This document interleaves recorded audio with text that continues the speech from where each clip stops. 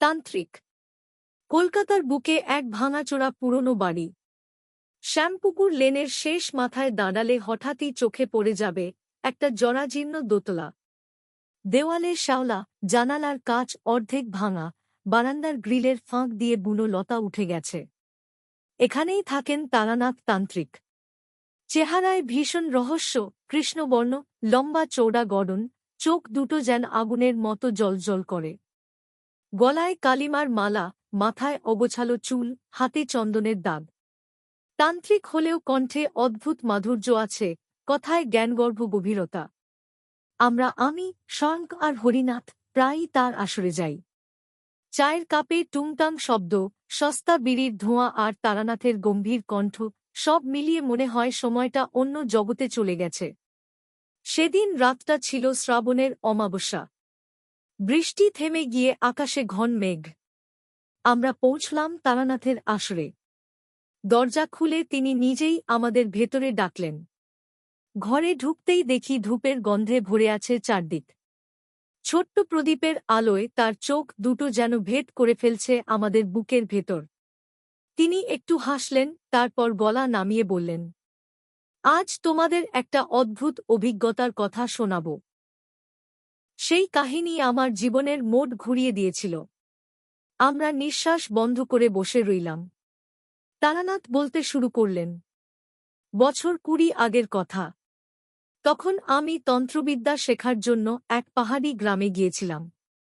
গুরুদেব বলেছিলেন, আত্মশক্তি অর্জন করতে হলে ভয়কে জয় করতে হবে। তাই আমাকে পাঠানো হল দুর্গম হিমালয়ের গভীরে। গ্রামের মানুষজন বলতো, ওদিকে এক অভিশপ্ত ধ্বংসাবশেষ আছে, এক প্রাচীন মন্দির, যেখানে রাত নামলেই ভয়ঙ্কর কিছু ঘটে। কেউ কাছে যায় না। আমি গিয়েছিলাম। 3 দিন ধরে কঠিন জঙ্গলের ভিতর দিয়ে হেঁটে পৌঁছলাম সেই স্থানে। ভাঙা মন্দির, চারদিকে শুকনো গাছ আর অদ্ভুত নিস্তব্ধতা। রাতের বেলা সেখানে বসে সাধনা শুরু করলাম। তারানাথ থেমে গেলেন।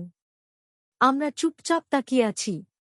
তিনি আবার বললেন, প্রথম রাতটা কেটে গেল কোনোভাবে। কিন্তু দ্বিতীয় রাতে হঠাৎই আমি দেখলাম, মন্দিরের অন্ধকার গর্ভগৃহ থেকে একটা ছায়া বেরিয়ে আসছে। ধীরে ধীরে সেটা মানুষের রূপ নীল একজন মহিলা। সাদা শাড়ি, চুল খোলা, চোখ দুটো শূন্য। সে আমার সামনে এসে দাঁড়াল। ঠোঁট নড়ছে, কিন্তু কোনো শব্দ বেরোল না। আমি মন্ত্রপাঠ শুরু করতেই চারপাশের বাতাস ঘূর্ণিঝড়ের মতো কাঁপতে লাগল। হঠাৎ সে এক ভয়ঙ্কর চিৎকার করে মিলিয়ে গেল। আমরা হাঁ করে শুনছি। তারানাথের কণ্ঠ ভারী হয়ে উঠল। তৃতীয় রাতে আবার সে এল। এবার কণ্ঠস্বর পেলাম, সে সাহায্য চাইছে। জানলাম, সেই মন্দিরে এক রাজপুত্র এক সাধ্বীকে প্রতারণা করে হত্যা করেছিল। তার আত্মা আটকে আছে সেই জায়গায়। মুক্তি চায়, কিন্তু পারে না। আমি পুরো রাত ধরে সাধনা করে তাকে মুক্ত করলাম।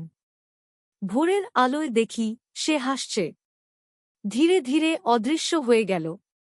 তারপর থেকে আমি বুঝলাম, তন্ত্র শুধু ভয় জাগানোর বিদ্যা নয়, এ হল মুক্তির পথ।